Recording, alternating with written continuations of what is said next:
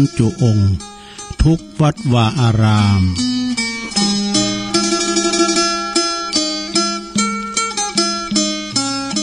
เจริญปอนเจริญชัยเจริญสุขมายังบรรดาปอออกไม่ออกศรัทธาสาธุชนคนดีทั้งหลายเนาะปอหลวงแม่หลวงปอลุงแม่ป่าปีป่าหน้าเอาอาสตาตีนจองห้องวัดหนุ่มกำใจยิงต่างหลายเนาะที่ฟังวิทยุกันอยู่ตั้งบ้านตั้งจองอยู่ในเวลานี้เนาะเวลานี้ก็มาพบมาปะมาฟังรายการนะต่อเนื่องกันไปเลยนะรายการสารธรรมยามแรงนะซึ่งดำเนินรายการโดยตนตัวแห่งอาตมาภาพเก่ากระผมตุลุงนันชัยวัฒนาคเสโนแห่งวัดพระธาตุดอยน้อยตำบลดอยหล่ออำเภอดอยหล่อจังหวัดเชียงใหม่ก็มาเข้ารายการสำหรับยามบ่ายแถมค่ำหนึ่งเนาะแต่หลังจากเจ้านี้ก็ป้ากันแล้วก็ตอนบ่ายแถมค่ำหนึ่งพูกแถมเจ้าหนึ่งเนี่ยกะเนาะอู่กันแบบปีแบบนอกปิ้นกันเองลูกทุงเนี่ยนะก็มียังสาระอันใดตีจะเอามาอู่มาจ้ามาปิ้นกูปิ้นกีมกันได้ วันนี้ก็มาพบมาปากันในรายการของเฮานี่ก็ต่อเนื่องกันไปนำทำคำสอนครูบาอาจารย์เนาะตุลุงก็นั่งอยู่ที่ในห้องส่งฟังครูบาอาจารย์เปิ้นเทศนำเทศธรรมอย่างน้ำไหลเนอะ ฟังเปิ้นเทศธรรมโมนตุลุงนี่ฟังกุดตุนก็องค์อย่างกับปอออกไม่ออกศรัทธาเนี่ยนักฟังโดยดีวันนี้ก็เช่นเดียวกันเนอะมาพบมาปากันยามแรงบ่าย3ปลายตุลุงก็น้อมนำเอาอันนั้นหน่อยอันนี้หน่อยแต่เจ้านี่ก็ขอแก่ข่าวหน่อยเด้อ เมื่อเจ้านี่ก็ตั้งแม่แสงเอ่ยสุติวงศ์เปิ่นปิ้นเจ้าภาพกันติดกันทำแล้วก็อ่านพิษไปหน่อยหนึ่งเปิ่นทำบุญอุทิศตันน้ำตันทำอันตันทำเมื่อเจ้านี่เป็นทำบรรยายเนาะณโอกาสบัดนี้นะไปหาปอทองสุขแล้วก็นายสุรพงษ์นะตุลุงอ่านพิสุรพิงเพราะว่าตุลุงลุงปู่ตุอุ้ยเฮาเพิ่นเขียนตัวหนังสือก็งามตุลุงตามมันเพี้ยนไปหน่อยเพราะว่าเปิ้นแก่ข่าวตุลุงก็ขอแก่ข่าวสุรพงษ์นี่น่ะเด็กหญิงเบญจวรรณสุติวงศ์นะเปิ้นได้ตานไปหาเขาเจ้าต่างหลายขอบคุณเด้อตัวเจ้าพ่อแม่แสงเอ่ยนี่เปิ้นก็เอานำทำคำสอนพินตีปฏิปึงซึ่งก็เปิ้นได้เสลูกเสอย่างหลายอย่างนะตามที่ข้อมูลจากหลวงปู่บุญปันเปิ้นก็นำเอาธรรมมาให้ตุลุงติดไปนี่ก็เป็นธรรมหลวงตุอุ้ยเฮาพวกเจ้าแถมถ้าพวกเจ้าทำอุ้ยนึงหัวปัจจัยอะไรแถมผูกนึงพวกเจ้าทำผูกนึงเนี่ยเป็นธรรมบรรยายพวกนี้เลิงอย่างจ้าเนี่ยวันพวกนี้จะเป็นธรรมบรรยายเรื่องตายแล้วจะไปไหนนี่พวกนะเป็นธรรมบรรยายเหมือนกันก็เช่นเคยนะแม่แสงเอ่ยสุตินวงศ์นี่เปิ้นก็ปิ้นเจ้าภาพพร้อมกับพี่น้องศรัทธาเฮาตึงมดตึงโลงตึงหลายนะตีเปิ้นจะมาปิ้นเจ้าภาพกันก็ฟังก็ปิ้นเจ้าภาพด้วยกันเนาะศรัทธาเนาะอยู่บ้านอยู่ได้ปดต้มเดี๋ยวนี้ก็กระลึงปิ้นเตอเหมือนกันทั้งฟ้าทั้งฝนนี่นะก็ได้ยินข่าวว่าที่อื่นที่ไกลนี่มันตกมามันลุมตัวนะมันลุมแต่ก็ระมัดระวังไว้เนี่ยก็บอกว่าฟังเกอเนี่ยก็เนี่ยเดินหาเดินโฮมก็ฟังเกออีกคำหนึ่งขอแปลกนะไม่เชื่ออย่าลบหลู่แม่อุ้ยคนหนึ่งแม่ป่าคนหนึ่งบอกโต้มันเป็นอย่างนั้นด้วยเนี่ยไอ้แม่ก็ฟังเกอเนาะแล้วแฮมโซได้ลุ่มล้าไอ้แม่เป็นอย่างนั้นแน่มันเป็นอย่างนี้เด้อ เนาะไม่เชื่ออย่าลบหลู่นะก็เหมือนกับเขาใส่ข้าวจดตีนะหลวงใช้ข้าวจดตีเดินไปกินข้าวน้ำตากลางกลางตุงกลางหน้าก็ดีผีนี่มีกูยอมยานะฟังปนนั้นปนว่านะผีนี่มีกูยอมยาเนอะตุไปแพะไปป่าจะกินข้าวน้ำจำข้าวตอนสมัยตัวมะเร็งควายให้เหล่ามัน อันได้กินข้าวตอนนี่เนาะเตะห่อข้าวมาแซ่ข้าวเจ้าตีก่อนเจ้าตีเจ้าแดงกินข้าวกินน้ำอยู่ดีมีสุขเนี่ยขอโง่ควายอยู่ดีไปตื่นเลยนะแล้วก็อยู่ดีแต่นะสดาฉะนั้นก็ก่อนรับก่อนนอนเหมือนกับเขาก่อนรับก่อนนอนเขาไหวพระเฮกาไอ้เนาะสวดมนต์ให้หน่อยการรับฟันดีคืนหงฟันอันให้เนาะเนี่ยไม่เชื่อแล้วอย่าลบหลู่อย่างนี้เราศรัทธาญาโยมเจออย่าไปลบหลู่นะอันนี้ก็เอามาวาทำกรรมเนาะอันนี้ก็ตั้งปูนตั้งเมืองมารพม่าเมียนมาเนี่ยเป็นอย่างตีตุลุงเคยเล่าให้ฟังนะอันนี้ก็เป็นกำอู่กำจาจากหลวงพ่อพระครูปัญญาธรรมวัดหรือว่าครูบาเจ้าอินทร์เนี่ยตุลุงก็เคยฟังเปิ้นก็ว่าฟังรายการเปิ้นเหมือนกันนะเปิ้นว่าตีป่าเฮวนะป่าเฮวของงานตีหันก่อนนี่หาอยู่ดึกดำบรรอยู่ไกลกันเนาะไกลป่าไกลเถินเอาของมันคุณนักคุณไรตีป่าตีหันเนี่ยตีจะมาแล้วเราอยู่ดีมีสุขตีเผาผีจีกระดูกเนี่ยถ้ามันเป็นลุมลืนว่าเพิ่นจะเอาปิ้นติดสวนสุขภาพเพิ่นจะย้ายป่าเฮวอ่ะดูจะเยอะจะได้ไปถามมหาเถระครูบาอาจารย์ก็บอกว่าอ้อมเตี้ยหน่อยเนอะทหารอ้อมเตี้ยหน่อยนึงบอกเฮอเพิ่นกาวไปบอกอย่าเขาบอกเจ้าตีกะเปิดกดใจทหารตัวหนึ่งมันมีโวหารเนาะผีตั้งหลายเฮ้ยนะผีตายหาตายหงผียังลูกคาเทวดานะผีเก่าผีเดิมผีปู่ย่าตาโทตั้งหลายเดี๋ยวนี้ที่นี่เปิดจะเอาปินโซนเอาปินโซนอันสุขภาพนะจะขอย้ายเหล่าผีตั้งหลายเนาะเอาไปอยู่ที่ใหม่เด้อนะเอาพระจะไปขึ้นรถก่อนกันเตรียมล้ำแล้วก็ยุดหันก่อนเนี่ยนะเดี๋ยวมาเอาปิกมาแฮมก็ปรากฏว่ารถออกเนี่ยรถนักตึกกึกว่าดูเลี้ยวผมมีไฟน่ะก็แปลกเหมือนกันน่ะเอาไปถึงตีเลยบอกเอาที่นี่เนอะไปสหัสที่อยู่กันเนอะลูกค้าเทวดาก็ไม่ใหญ่ไม่ลงเอาไปจัดไกลเหมือนกันเลยปิกมาแถมกล้ามก็บอกกันเอาขึ้นรถเที่ยวที่2ขึ้นรถเนอะวายปีกมาปุตรถนักตึกกึกว่ะสูงครับก็เที่ยวสุดท้ายว่าหมดเวลาราชการเปิดบดีน้ำเปิดก็ย่างให้กันพินว่าอันเที่ยวสุดท้ายนี่เปิดก็ถ่าเนี่ยมันมาหับสกรรมนี่ทหารคุณนั้นก็ไปหับสกรรมเปิดออกเว้นบดีเนาะปุตรพินว่าอยู่ไปจอมเจาะดอดอยว่ะอยู่มนกินหวานเยาว่ายอมมาอยู่ที่ไปถามพระมหาเถระครูบาเพิ่นบอกว่าตัวพิษสัญญาเพิ่นนี้เพิ่นยังทำล้ำเนี่ยไม่ได้เอามาตอนนี้เพิ่นอยู่ปุ่นน่ะเพิ่นก็ไม่ได้ไปหาเจ้าหมูบ่ไหนก็เขายิ้มเตี้ยวไปเนาะคนที่ว่าลอยยังได้หมดว่ายปีกประอามกัมขอโทษด้วยเนอะวันนั้นเนี่ยมันหมดเวลาก่อนก็เลยได้มาหับสกรรมเอาเที่ยวสุดท้ายคืนนี่ขึ้นไปก็เอาไปไหว้พวกเอาไปไหว้เตียนหมู่เดียวกับพวกทหารแม้ก็ตุยปีดีงามรู้แหน่เอี้ยนี้ มันเจอจะไปลบหลู่นะอันนี้ก็ครูบาเป็นว่าอันนั้นเนาะครูบาตัวครูบาน่ะไม่เชื่อแล้วอย่าลบหลู่เนาะเนี่ยอย่างเขาตานศีลภาวนาไอ้กับนาศรัทธาญาโยมมันเป็นของจริงนะตานศีลภาวนาอันนั้นก็กินตานโดยกันไปก็เดียวก็จะมีอันนี้นะขอบคุณนั่นเจ้าแม่ศรีพรนะแม่ศรีพรบ้านป่าไผ่สันทรายเปิ้นโทรมาอีแม่นี่การจะโทรหาตุยามเมื่อวันออกรายการนะนะมันบัดตันเขานะมันบัดแตนนี่ก็มันตันกันเนาะมันเปิ้นปินเล่าเนี่ยมันบัดตันเบิ่นตุนะขอโทรหลังไม้กำนู้เนาะ โทรไปเรียบร้อยเนาะตอนนี้ไปกอดตุลุงก็มีอันนี้กล่อมนึงเนาะสดาญาโยมเดี๋ยวชั่วโมงที่2นี่เรานิทานจะเรานิทานเรื่องหยังก็เดี๋ยวถ้าฟังนะชั่วโมงที่2นะตุลุงกดติ๊กไว้นี่นะแล้วก็เก็ตอันนั้นสักเล็กสักน้อยชาวสวนกับลูกชายนี่ลูกชาย2คนนี่เจ้าโสนี่เฒ่าแก่เลมอนแล้วจะสั่งเสียลูกเพิ่นจะได้ก็เดียวชั่วโมงที่2ถ้าฟังเนาะตอนนี้ไปก็จะปินธรรมของตุอุ้ยเฮาเด้ออันนี้ปินธรรมสาธโวนะสดาญาโยมทั้งหลายเพิ่นมีเขียนไว้ต่างๆแล้วก็เดี๋ยวได้อ่านเนาะเดี๋ยวได้อ่านนี่หลวงตุอุ้ยเฮาก็คือหลวงปู่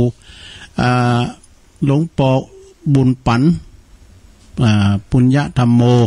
วัดแม่โป่งดอยสะเก็ดปุ่นเด้อ ทำเปิ้นก่อมอบมาหือตุลุงแถมนี่นะ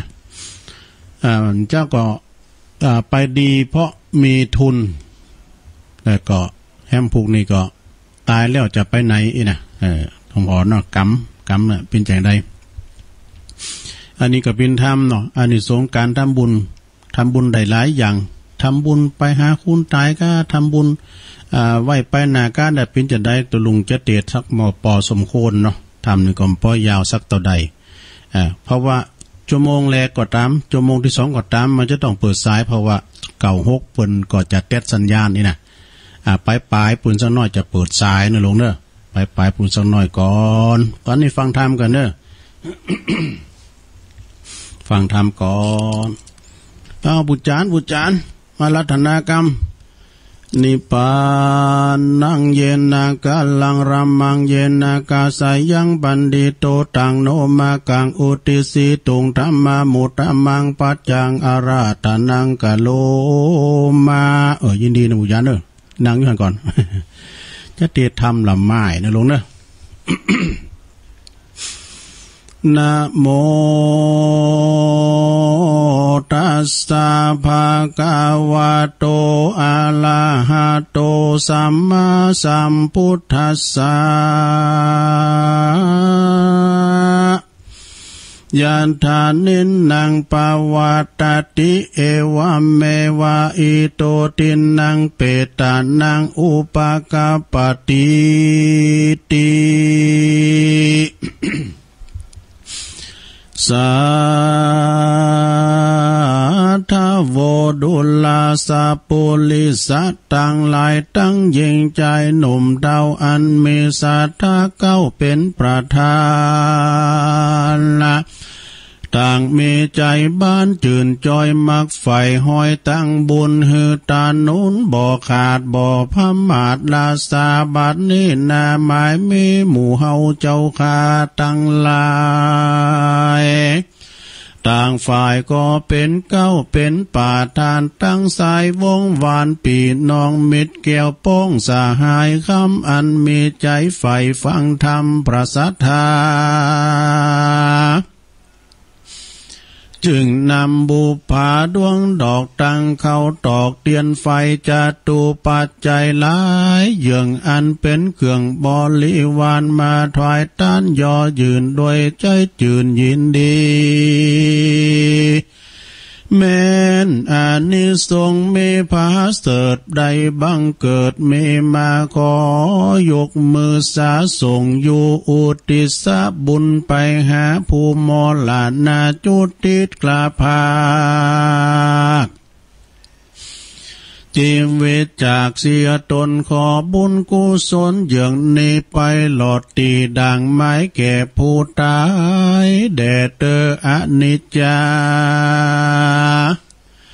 วัฏสังขารละอันว่าสังขารตั้งหลายนี่นาบ่มันบ่เตียงรู้ความเงี่ยงไปมาสัพเพสัตตามวลหมู่อันเกิดมาสู่ในโลกย่อมอาโภกแผ่พันมีอันนานหลายและมีจุงแง่สถานการกำปาปันจองหอยยอมกาดก้อยเป็นผีบ่มีภัยนีปูนจากทางกลาผลากว่ำวายแม้นจักมีสัมปัตติหลายมากกว้างเป็นเจ้าจางกาซาตาหรือเป็นคนอนาถาอยากไล่ก็บ่อาจเว้นไว้ใดตั้งตายตั้งตันลาเฮยมวลหมู่อันมานั่งอยู่ฟังธรรมจงได้จำเมียดมานะกึศนาทีสันถึงสังขารจักป้าเป็นการบอกเล่าเตือนตัวเก่ายำวันกันว่าการนิ่งหันบ่เหิดถึงการจัดเกิดเป็นมา ว่ามีเกิดแก่เจ็บตายด้วยมาลูพิจารณาดังนี้หากแม่นตีกองทำกันว่ากรรมนำมาลอด ก็จักได้มวยหมอดเป็นผีเลือดพยาธิมีป่วยใครก็บ่อาจเว้นได้ตั้งตายใจก็บ่วุ่นวายหน่วงคอนก็บ่ลุ่มล้นต่างผ่านลือสายวงหวานปีน้องคนเกี่ยวข้องกับเล่ากรรมว่ากรรมป้าเอามารอดได้มวยหมอดมอลันนาก็บ่ตูขาอ่าวไม้ย้อนว่าเราเนได้ขวาดลูกการนิ่งอยู่เป็นไม้เทิงเกิดแก่เจ็บตายปัดพลากบ่ได้พ้นจากโลกีผู้ใดกะนิ่งมีดังนี้นักปราชญ์เก่าจี้ใครจะว่าผู้นั้นนาภาเสดป่าหือเกิดสวัสดีและนาตสมาสาทะโวเหตุดังนั้นใส่คนน้อยใหญ่ยิ่งใจจุงกะนิ่งไม้ลู่หลอดถึงความตายมวยหมอดมีมากันว่าตัวเล่าลามวยมัง จากโลกกว้างเมืองคนจักมีสังติตนไปนาจักต่ำจ้าเครื่องขี่หรือสวัสดีนั่นลาวะพระพุทธเจ้าหากเทศนาว่ากรรมังสัตเตภาวิชาเตอินนปานิตายาดังนี้ชาอาไขเก่าจี้ขียะว่ากรรมนา มวลหมากย่อมจากหลักสัตตาตามกรรมอันใดกาตามมานันโสดก็คือกาตามกรรมโหดอันลายบาปตอบสายปามีเหือใดเครื่องขี้อ่าวไม่ส่วนว่ากาตามกรรมดีไว้มากน้อยบุญจองหอยติดวันใดสุขขึ้นวันคำเจ้าดังนี้แลนาบัดนี้นาตานตั้งลายหนุ่มเทามีศรัทธาเก้าเป็นปาทานเมใจเจยบานจื่นจอยบอดละถอยกองดีจุงกะนิ่งมีกึดหลอดถึงคนม้วยหมอดตายไปถึงจักหลักกันเพียงใดนั้นใส่ก่อเอื้อเฟื้อกันบ่ได้นานามมีแต่กาตามกรรมตั้งบุญหือตานุนหยาดนามอุติสะพรำไปหาผู้มอลันนามวยมางจากโลกกว้างเมืองคนบุญกุศลส่งอยู่เฮือได้อยู่สวัสดีอันว่าบุญกุศลมีเยื่องนี้จักหลีกลี่นี้หายหรือสูญได้ปังเป่าคนหนุ่มเท่าหากทำมาเล่าว่าขอจะเก่าจีหือเจงที่ตามไล่ดังบาลีไม้แต่กาวอนาตังไว้เหล่านำมาว่าอุณนาเตอุตตะกังวุตังยาธานินังปาวัตตาติเอวัมเมวะอิโตตินังเปตานังอุปกาปติดังนี้ขายเก่าจี้กรรมหมายว่าธรรมดาน้ำฝนไหลตกตองลงสู่ห้องเมืองคนจากตีบนลงสู่ยังตีอยู่สันได้อันว่าพละบุญตานไปนั้นโสด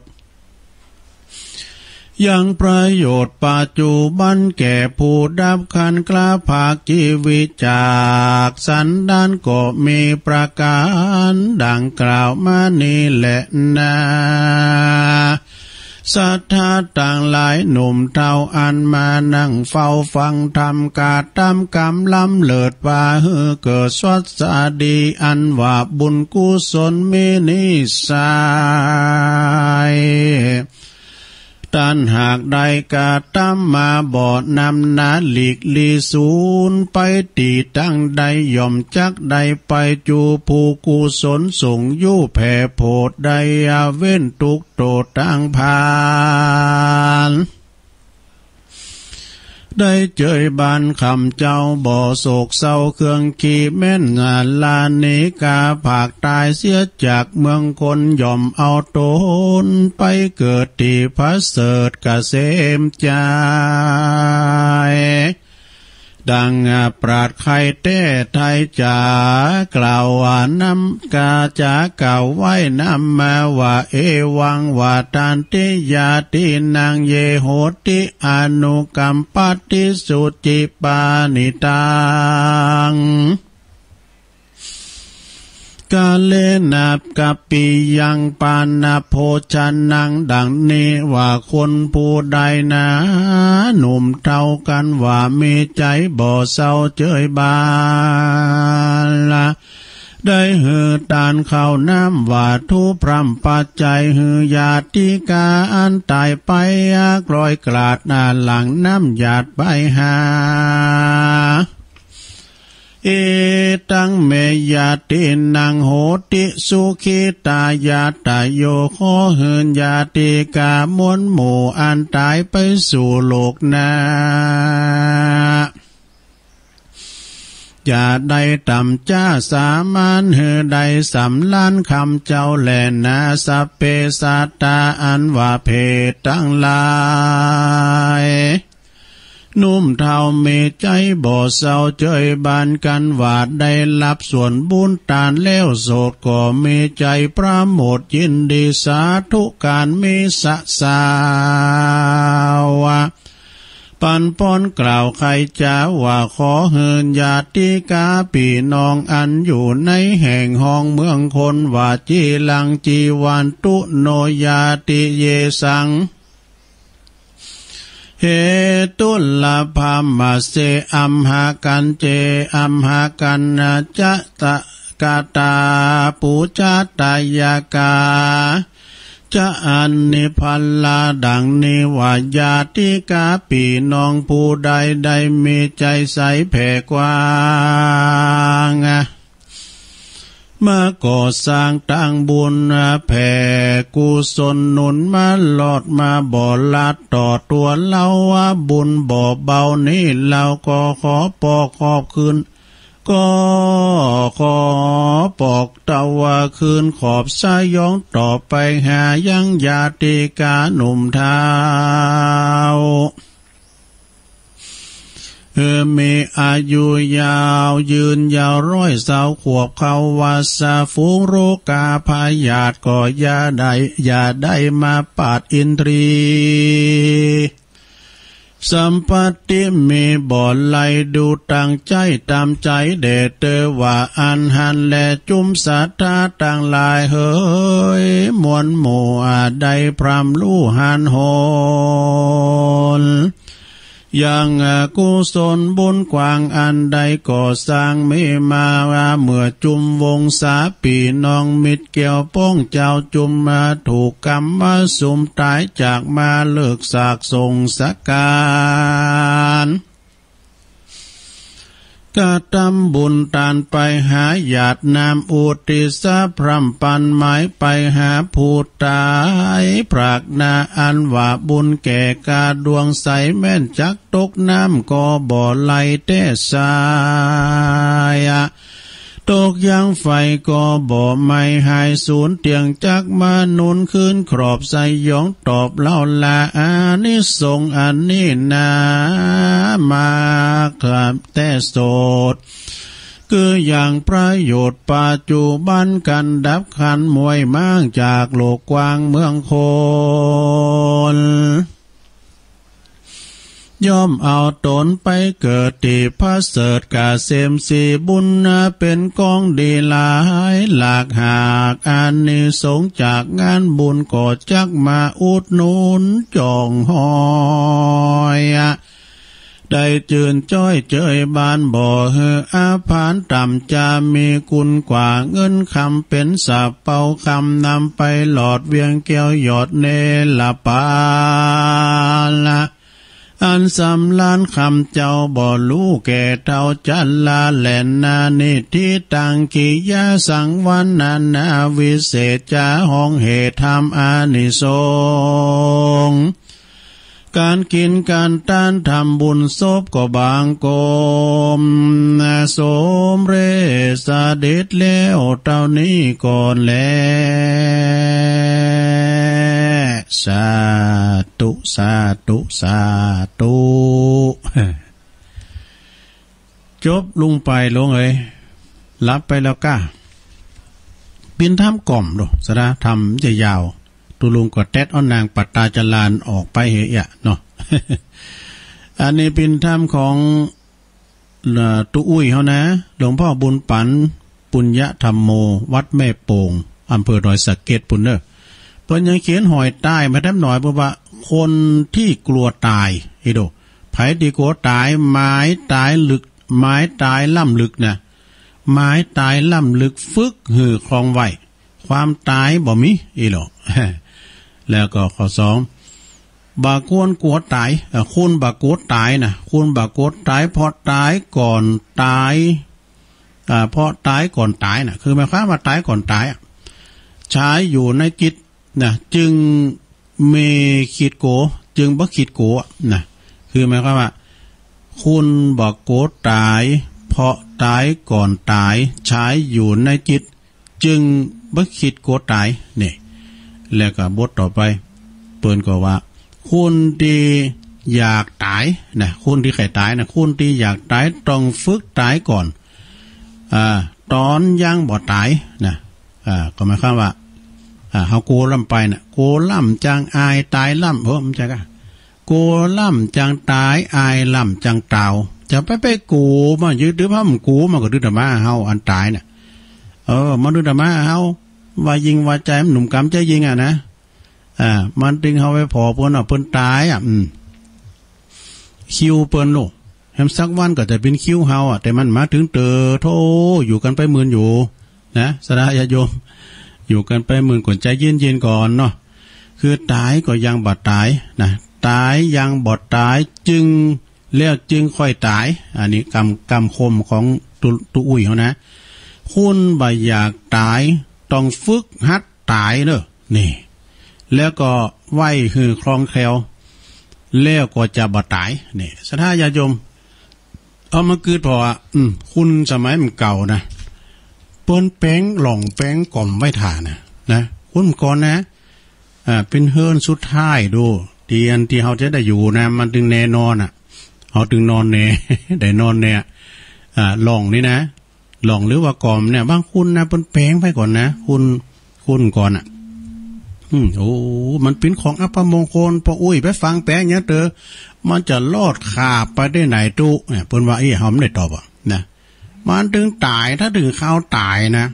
ถ้าบ่ถึงข้าวตายนี่ฆ่าตัวตายมันก็ย่ำตายเตื้อแต่ถ้าถึงข้าวตายน้อยเดียวเนี่ยมันตาย ตาเต้เนาะสาธุขออยู่กันไปโจนานอย่าว่ามันตายนะก็ขึ้นจะว่าเป็นอมตะนะตุลุงในตายได้มโกนะโกเจ็บมันพิจารณาโอ้เฮามาพอเปิ้นเนาะสำเตอเปิ้นเป็นโรคเป็นไข้ติดต่างติดเตงเปิ้นเป็นอัมพฤกษ์อัมพาตคำเฮาอย่างอันน่ะไผจะมาพอเฮาอุ่นใจเน่ปุถโธมีทางเมินเสียเถิดว่าขนาดเฮาเตียวดุ่มๆไม่มาอย่ามาพอ จะลูกแกหลานเฮาเนาะกันคอนมีเฮ็ดนี่ก็ได้ยังแขวนหน่อยก้าเนาะเน้นมีโอเฮนอันโอเฮนไปเอาตังค์ได้ตัวลุงนี่ไปน่ะกำซาว30หาหน่อยไปก้าแล้วความเดือนนี้กำซาวนี่เขาไม่เคยเอาด้วยนะอันนี้มีอย่างอื่นเขาสักอย่างคอนก็มีอย่างเฮ็ดแล้วไผอย่ามาพอเฮาเนี่ยก็เอาเท่ามาเนี่ยนะอุ่นใจไผอยู่คนเดียวปลอมจ้ะมันลำบากนะพิจูพิจารแล้วพระน้อยก้ามเดี๋ยวนี้มันก็ลอยล้อไปดิ๊กพันเนนเทนเจ้าเดี๋ยวนี้ลอยล้อนะพี่นี่ซ้ำโดนไปเลยโยมโดนอย่างไรก็เปิ้นหือได้โบสถ์กันสักคำดู บทเน้นพักฤดูร้อนโอ้ตามกูปีตุลุงไปโฆษณานะพี่น้องได้อยู่ต่างหน้าต่างในเนอะบ่เดี๋ยวนี้องค์สามเณรน้อยบทภาคฤดูร้อนวันนี้มาโปรดเมตตาบิณฑบาตไผจะใส่บาตรแลกบาตรสัตตังเป็นก้านน้ำก้าฟ้าเข้าใจแหละเป็นก้านน้ำพันนะอีนะไปมีหลงเปิ้นมือซุมโหกันเปิ้นมือจูกันมอหนึ่งปีนี่มาครับว่าพระเนรเมียเนี่ยมันโดนไปให้ปีน่ะหมู่ที่มหนึ่งปีแรกมาก็ได้ขึ้นมสองแล้วมหนึ่งปีนี่แหละไผอย่ามาเห็นสดาอย่าโยมทั้งหลายเนาะมันก็ลอยรอไปนะเกิดพอกะแต่ไม่หลวงอย่ามาลูกหลานมาโบสถ์ก็มันมีไผด้วยพินไม่ยิงอย่างเงี้ยนะแล้วมันมีไผโบสถ์ถึงวันถึงมื้อเนี่ยสดาเนรที่อยู่กันหยาบๆอยู่นี่นะคนเนรน่ะสั่งตรงมาจากปุ่นเนี่ยแม่ห้องสอนบ่หลวงดูอำเภอซบเมยว่าลุงเคยไปบ้านเขาแล้วปูทรู้ธรรมชาติหมูเนี่ยพอถึงมาแต่เนี่ยปูทหมูเนี่ยปากบื้นผลือย่านหลังมันแอนเจ้าพันจะมาเนี่ยหลังมันแอนเพิ่นถึงมาแต่เนี่ยปล่อยมันบ้านไปประวัติว่าควายก็มีแล้วเพิ่นปลูกหมากเนี่ยปูทหมากเพิ่นได้ขายเนี่ยนอนหมากที่เพิ่นเอาเกี่ยวเนี่ยหลวงไปนอนปุ่นยินน่ะไปนอนที่วัดอาจารย์ปุ้ยเนี่ยเพิ่นเป็นไทยดูพิษลูกพีพระเนรหมดเนี่ยกะอันเนี้ยศรัทธาญาติโยมเนาะช่วยกันจันโลงเนาะมีในตำบลน่ะ เขากับบรรยากาศพอดีตำบลน่ะอันบทนี้เพิ่นว่าคือก็เดียวกันเด้อเขาจะไปลืมกันเพิ่นบอกว่าหลักใจนะหลักใจบ้านก็มีลักบ้านนะลงเนอะเมืองก็มีลักเมืองคุณก็ต้องมีลักใจนี่ลักใจนะพระรัตนตรัยก็คือพระพุทธพระธรรมพระสงฆ์เป็นลักใจของหมู่เฮาเจ้าปุถเนี่ยเจ้าปุถนี่ต้องยึดถือพระรัตนตรัยเป็นลักชีวิตจิตใจพระพุทธช่วยนำพระธรรมช่วยแต่งพระสงฆ์ก็ช่วยหือหู้แจ้งเฮา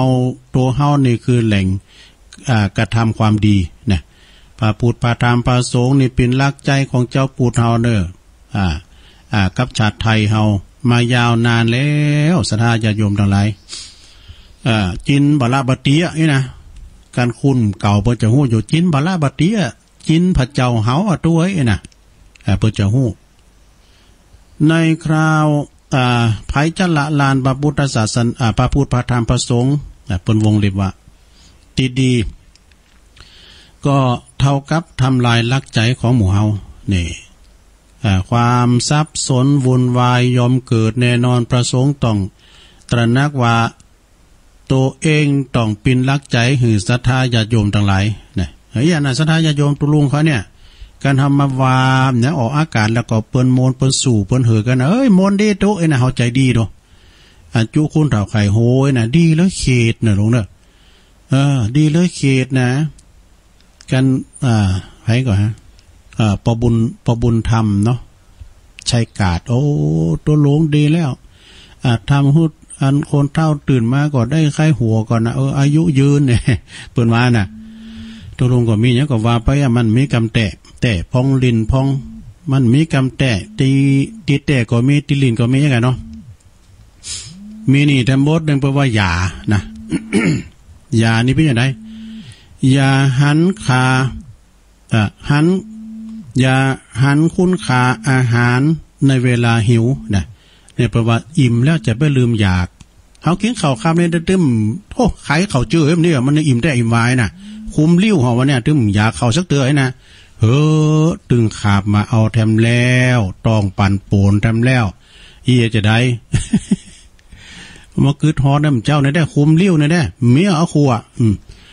แล้วจะมาเกิดถึงกายาเนี่ยนะคุณค่าของยาก็เวลาเขาเจ็บไข้บ่นยาพารามีตุลุงเจ็บหัวเข่าลำเลยยาพารามีกะทิฟฟี่อันนั้นก็เอามาเด้อ ดีไปโฆษณาเพิ่นนะเพื่อเขาจะฮู้คุณค่าของธรรมะก็เมื่อเวลาเขาตุกอกตุกใจปุ่นน่ะมีความตุกอกตุกใจเอาธรรมะเข้าคมแม่เอ้ยเด้อคุณเฮาก็เอาเรื่องกรรมเรื่องเวรมาเต็ดโอ้จัดแล้วปังหลังเขาอาจจะทำกรรมจ้าเขาอยู่ตุลุงอย่ามาเจ็บหัวเข่าจัดแล้วปังหลังเขาจะได้ไปหักคาโคบจ้ามันคือไปบุญหรอก หันคุ้นคาลูกเมื่อว่าเฒ่าแก่ชรามาละโอ้อีหล่าก็ดีแต่น้ออีเมก็สบายอีหล่าก็มาพออุ้มลูกปุ๊กนอนมาหันคุ้นคาลูกตอนที่เฮาเฒ่าชราแก่ชราวันนี้เปิ้นมีลูกมีหลานเนาะแล้วก็หันคุ้นคาบิดอนมารดาเมื่อเวลาเปิ้นตายไปละเปิ้นมีแล้วนะเปิ้นตายตายจากเข้าไปละนะแล้วก็หันคุ้นคามิตรแก้วสหายค้ำกับเวลาเฮาลำบากพุ่นนะเขามาผอมากอยหันคุ้นคาคุณหักเมื่อตอนล่างลากันไปแล้วก็น่าเสียดายแท้เหตุนี้ขอจุงทานอาหารหือปิ้นเหมือนยาเด้อลงเด้อกินข้าวเหมือนยานะแต่ไปกินเหล้ากินข้าวพี่แล้วก็อยู่โดยกันเสมือนจะตายจากกันวันพุกวันฮือน่ะหักกันแป้งกันเด้อลงเด้อไปพิษกันอยู่ที่ไหนก็ตามถ้าอู่กันลงส่งกันป้อมพิษพ้องมองใจมันเทงกันบ่แควะกันน่ะมันจะฮือน่ะแปลว่าแควะเนี่ยบ่แควะกันนี่นะมันอยู่ในก็โมนถ้าอยู่ด้วยกันนี่นะมันไว้วางใจกันว่าอยู่ตึกเจ็ดจั่นก็มีความสุขแต่บ่ถ้าหากว่าอยู่ด้วยกันนี่มันไว้วางใจกันมาได้นะพิษพ้องมองใจด่ากันเนี่ยนะเพราะว่าอยู่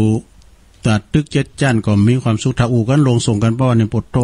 อยู่ตู่เฟืองก็ปิ้นวิมานเนี่ยประมาณนั้นเอาล่ะเนาะบันปลายเนี่ยตุลุงจะเปิดสายแล้วเน้อเพราะว่าเก่าฮกเนี่ยเปิดจะแตดสัญญาณนะเดี๋ยวตุลุงก็จะย้ายไปที่เมืองฝางได้ยินหัวเนี่ย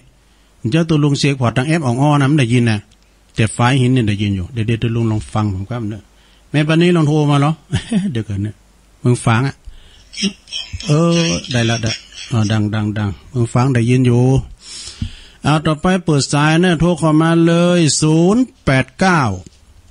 955 6506มีก็โทรเข้ามา089 955 6506เจริญปอน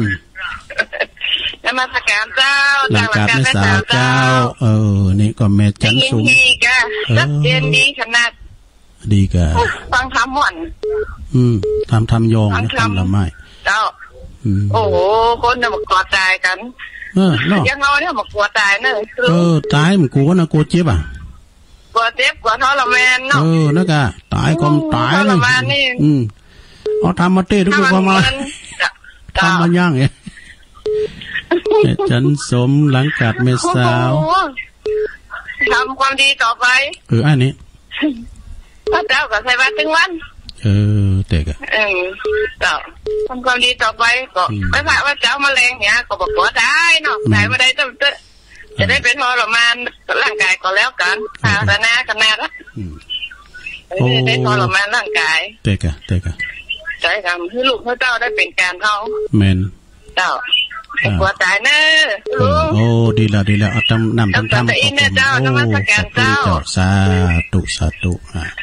แม่จันสมหลังกัดแม่สาวสมดอกเจริญปอนไวสาท่านพระคุณเจ้าทำเมืองนี่มีนักเนาะท่านพระคุณเจ้าเนาะทำตู้อุ้ยหลวงพ่อบุญปันสูงมา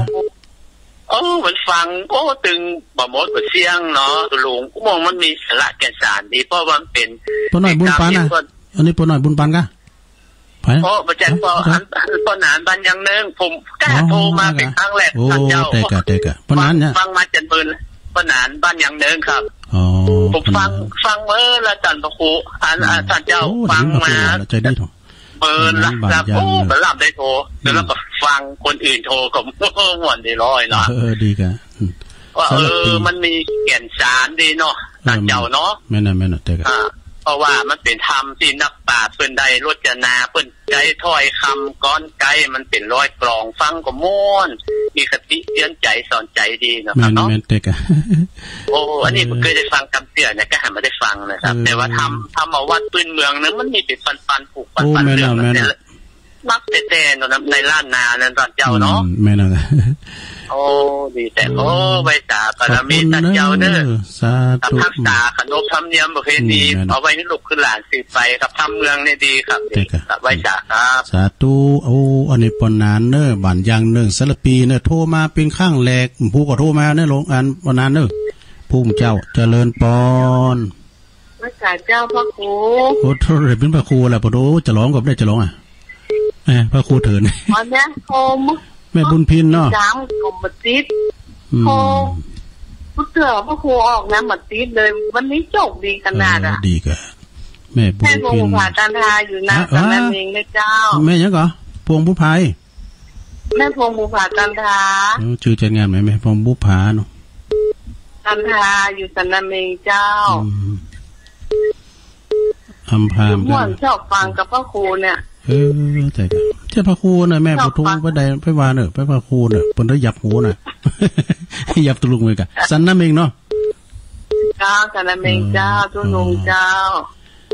ว่าจ่าเจ้าเป็นกำลังใจพระครูนะตุลุงเลยเจ้าใจดีหอกสาธุสาธุห้องก็ห้องพิษมหาว่ามาหากรุณนี่กูไงแล้วก็อันตุทองได้แล้วโตมหาได้ยี่ห้อกับหลังโบสถ์มหาก็รุ่นนี่กูอ่ะไม่ตาเจ้าปอนไม่จันทิปเนาะโอ้ม่วนวันนี้เลยม่วนแต่ลุงต้องเก่งใจและก็แต่ก็แต่ทำอะไรก็ดีฟังชัดนะนะเจ้าแต่ปองดินปองอ่ะเนาะกำมาจากใจตุลุงดีทั้งหมดเลยเจ้าเด็กกิจการลามถ้ามันมีตุลุงก็ง้อมาอันเปิ้นยกเว้นอันนี้ท่านพระครูว่าตุลุงเอาตามอัธยาศัยตุลุงเตอะเนี่ยเอาใครเครียดก่อนแล้วโอ้คนชมนะคนชมตุลุงเด้อโอ้คนกล้าอย่างนี้ก็ดีแล้วผู้บ่จ้างเอาจงจ้างนี่เนาะว่าดีกว่าเขาชอบคนอย่างนี้เนาะดีคนชอบนะฝากไว้ซาหลวงพ่อด้วยเนอะพระครูเนาะจ้าขอบคุณแม่จันก็เปิดก็ยิ้มพอใจแล้วคนโอ้ลืมเปิ้นแหละเปิ้นเคยมาเนี่ยเนาะเปิ้นไปคุ้นแม่วางเนี่ยเนาะโอ้ไหวซาบารมีพวกแกวัดก็ดีแต่ซื้อการลดการล้านปลายกันนี่เอาถวายไปบอกขั้นขี่นะก็มันสูงกว่าขึ้นเนี่ยเอาไปไหนก็รถเก่านั่นน่ะอันที่สูงนี่หรอแล้วไข่บอกเพื่อเอารถสูงนี่หรอวัดสาราสมิจิตกันกันเนาะแลนด์โรเวอร์ก็มีเอาขอบคุณแม่จันติบละลายได้แม่เนอะก็โทรมาแทนดีใจก็ต้องดีแล้วกันเจ้าน้ำตึ้งกับติ๊กไม่ได้กับติ๊กก่อนแม่จะรูนนะแม่จะรูนผมโทรมาเนาะเจริญปอนพระตูเจ้าอยู่ตั้งไหนจ๊ะกับแม่พรเมืองฟ้างอ่ะแม่อัมพร3 รอบ 4 รอบมาเก็บอิฐเนี่ยตั้งอยู่เป็นเจ้าแล้ววะปมอนเนาะ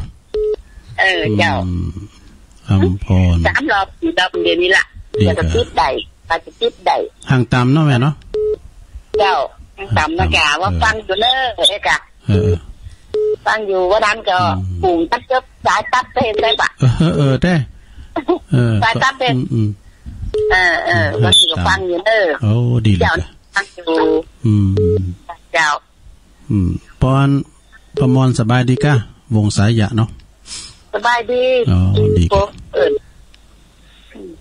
ประมอนก็อยู่ก็สบายดีนะเนาะเอาคุณนั่นก็ประมาณตกมามันมืดได้มันมืดได้เดี๋ยวนี้ห้องแวกมันนี่ละตกมาทิมตีแต่ไปเดือดเปิ้นเนอคือหอดมันแหลงได้กองหาที่มีสีหอดอยู่ในกองนั่นก็มันเนี่ยมาหอดนั่นเลยเอาขอบคุณแม่อมพรเนาะเจ้าว่างๆก็โทรมาลังไม้ก็ได้เนอะแม่อมพรเนอะพี่น้องบ้านเฮาคนบ้านเดียวกันเจริญพรแม่บุญพี่นะมันเจ้าปลาไม่แดงหอมบุญเจ้าแม่ยังไงฮะลุงแม่ก็เป็นห้องถูแล้วก็เป็นห้องมันเกยทางกระคูน่าได้กินปลาไม่แดงเนาะหอมบุญจ้ะลุงเจ้าว่าหน้าจะเซลตุลุงว่าหักไม้ใส่เกลือมันโป่งตุลุงนี่เป็นตุเจ้าแมงบ่งตุลุงนั่นก็หลวงพ่อว่าเป็นแมงบ่งให้วางกันว่าในวิกฤตเพราะว่าอันอย่างก็อันโควิดอย่างก็โควิดโอ้ตุลุงเพราะว่าอย่าง ก็สะเท้าพระไปตื้อแกเดียกขอทุกเจ้าแมงบงไปหน่อยก็พักใหม่พักใหม่ว่าวันจะแซวตุลุงว่าวันหน้าตุลุงจะได้เป็นทุกเจ้าแมงบงแต่กะมันมักจอพักปังก้าจอพักกากาเนี่ยปฐมว่าไปมันเสียเที่ยวกาปฐมบ่เล่งลงมาอย่างโฮงนึงอันนี้แต่กูจับมันนี่เด้อได้ไปกะปฐมไปกะมาก็ไปตันป่าทุกคนพ่ายพอดีน่ะขอบคุณขอบคุณเด้อสาธุสาธุเหลือ5นาทีโยมชั่วโมงแรกนะห่างเวลาเพิ่น5นาทีเนาะความจริงเริ่ม10นาทีเจริญปอนไหว้พระเจ้าตุลุงเจ้าอันนี้น่ะวัดเมืองจีกะฟังเหมือนแม่จิตนี่ฟังเหมือนแม่จิตแม่ต้องได้แน่พี่แม่อยู่ปุ้นอยู่บันทิเว้นโอ้บันทิโลงแม่ยังก่อนน่ะแม่มันนี่แต่แม่มันนี่เนาะเจ้ามันนี่โอ้ก็ต้านรวนชักตือนี่ติดตลอดเจ้าบันทิโลงตุลุงเตะทำนุ้งขอใจดีอ๋อเตะทำยองคอยติดแบบนั้นนี่มันจะติดแห้งเนาะมันคอยติดไปเมาวยอ่ะฟังไปจะมึงขอใจดีเลยโอ้กรรมนี้เลยก็อากะอันเป็นถ้ำเมืองเนาะมรดกถ้ำปืนเมืองเจ้าแม่ก็อยู่บันที่โลงเนาะเจ้าฟังคืนเก่าฮกอ่ะเจ้าเก่าฮกเจ้าพวกเจ้าก็ฟังแท้มนะแม่เนอะเจ้านี่ก็ฟังนะพวกก็ทำหลวงปู่นะมั้งเนาะตายแล้วจะไปไหนวะขอบคุณแม่เนอะขอบคุณแม่หลายๆเนอะเนาะโอ้สาธุแม่มานี่บันที่โลงลืมถามปนแมงมันออกเลยเจริญปอนไปซะเจ้าอันนี้ตั้งได้เนี่ยฮะเมื่อกี้นะกิโลเมื่อกิโลจ้าเมื่อกิโลแม่ยังก่อนเวลาวันเจ้าเด็กอันไม่ลงล่าที่เบิ่นอยู่ห้องจ้างนี่นะก่อนเบิ่นโทรมาอย่างนั้นห้องจ้างนี่นะห้องจ้างอันตาตุ้มเนี่ยเดี๋ยวนี้ยังโทรมาจากเต๋อน่ะแม่ละวันอยู่นะก็อยู่เมืองจีเมืองจีโลเมืองจีโลฟังตุลุงเตกโมนดีธรรมดาดีนั่นน่ะใจดีโตยนั่นก็ได้นำคำกับสอนนำไปใจได้ชีวิตประจำวันเป็นวันเนี่ยนะยกวิกฤตโควิดเนี่ยโอ้เจ็บจริงนั่นก็พอวิทย์ไปก็คือแล้วมาดูพอตะป้อ100 วันกันแล้วได้ออกงานวันเนี่ยมันมือในฟ้าแม่ปะแต่คืนฝนตกเหรอเจ้ามันมีกระห้องได้ไหมห้องอยู่เปด้อยวันแล้วลุ่มเนี่ยแม่พี่เจ้าเดิมจ้าในปุตตะกวาดเอาโรงงานเขาขนาดนั้นบุตรจะเอาน่ะออกกำลังตึงเอากูเตือมันออกกำลังอ่ะอยู่วัดกลุ่มวัดเนาะขอบคุณนะแม่เนอะแม่ลาวันเมืองจีโลงอีกอะแม่จิตก็แม่จิตเดี๋ยวแม่จิตก็มาเนี่ยแม่จิตก็หน้าวัดเมื่อกี้เหมือนกันเจริญปอนฮัลโหลเจ้าไอ้ซักมาแล้วแม่น้อยเจ้านี่ก็หายแซมเลยเอ้าเจ้าเนี่ยฮะเมื่อโทรศัพท์ดับปอตานก็ตุ่นเกี่ยวเพิ่นสอบอันแม่น้อยที่ว่าแต่งคำยองวันละคำแม่น้อยกัดนัดเจ้านี่มันเก็บแบกมันว่าเขาเจ้าก็เลยได้ตอบปัญหาของอันเดี๋ยวนี้ดีแล้วค่ะอันโทรศัพท์น่ะกันเดี๋ยวดูลุงของผู้ชายเนอะชื่อไม้เนอะนี่มันเอาเงินซับนี่จ้านี้ของเฮานี่กระดาษกึกเด้อของเฮานี่ได้แต่ไปแลกไข่เด้อบันดอนลงตอบปัญหาดูลุงนิดนะเจ้าเอาเลยถามเจ้านี่เพิ่นว่ากระดูกโคเปิดเซว่ายังแต่ยังโลยังไม่โคก็ยังว่ามันพุกน่าไทยว่าพุกเนาะถ้ากระดูกโคก็กระดูกพุ่นนะกันเนาะเจ้าแต่กันเนาะตุลุงคุรากระดูกพลอยว่ะกระดูกพุ่นเนาะแต่กันกระดูกพลอยก็พลอยก็เป็นย่องวนเก่านะแต่กันเนาะแต่กันขอบคุณแม่น้อยละลายเด้อจ้าไว้จ้าเจ้าพอดีกับเปิดซื้อมือถือใหม่เนาะเจริญปอน ฮัลโหลได้แม่น้อยวางหูครับเอาละมันต้องกอยรูมากันนะมันมือถือของตุลุงเนี่ย4 ปีปลายแล้วเนี่ยเจริญปอนแบบนมัสการโอ้ไวสาหลวงพี่มันนึกถูกต้องเลยน่าละถ้าหลวงพี่วันนี้โดนจนจะรู้อันหน้ากากกันละไมเนอะน่ะนี้น่าก็มันส่วนจักพอดีได้จังว่าไม่น้อยเนาะนะถ้าจะมาหอมบุญปลาไม่แดงบุกเก้าจะที่เสียงของมันแม่แสงลาพวงมาลาแล้วนะก็จะนิมนต์ตุลุงมาตอนนี้เฮ็ดทอบหนุ่มเหมือนนิมนต์เตื้อถ้ามันเฮ็ดทอบแกมาขอเอาสามข้างวัดนี่เลิกนะถ้าตุลุงหมดเตะทำอย่างเงี้ยมันจะมีคนชอบคนฟังคือเป็นแบบภาษาย่องเนี่ยฟังแล้วก็มนยึดแจ้เนาะมีถึงสาระความน่าหูรับฟังแล้วเป็นโหเอกลักษณ์ที่แบบใหม่แล้วก็ดีดูดีเนาะอันนี้เป็นธรรมะสอนใจเป็นภาษาที่บอกบ่งถึงการอู้การจ๋าการเทศเนาะนี่เราวันนี้ให้กี่ข้าวดำมาพูดกี่ข้าวดำแน่ทุกปีต่อห้องทุกปีก็ห้องประปูนนะทุกลูกครับเดี๋ยวนี้เขาเป็นพ่อครูเถื่อนนะน่ากันเท้าฉลองพัดเขานี้ได้เป็นพัดไม้จานเนาะแม่นะเป็นพัดเป็นขันเป็นยักษ์ได้จ้ะผมไม่ได้แปลห้องน้ำสร้างห้องตัวต้องก่อนวันเนี่ยมีผลงานแปลทุลุงแต่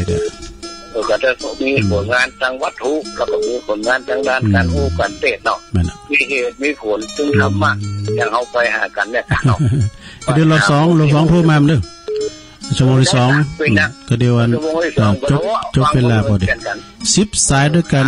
10 สายด้วยกันก็มี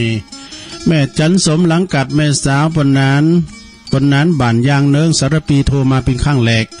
แล้วก็แม่พวงบุปผานะแม่พวงบุปผาอัมพาจากสันนาเมงแม่จันทิพย์เกตกาลามแม่อัมพรห้างต่ำแม่อายแล้วก็พี่น้องป่าไม่แดงหอมบุญแล้วก็แม่มานีบันทีหลงแม่ลาวันเมืองจีหลงแม่น้อยการนัดบันดอนหลงยังหลงหลายเลยแล้วก็มีสำนักสงฆ์หอมบุญคือหลวงพ่อมานิถาวโรหอมบุญหลงหอมบุญหลงแล้วนะเอาจากลาตังนี้ก่อนจากลาตังนี้ก่อนก็เดียวไปปักกันตี104.50เนาะอีกกันเจริญปอ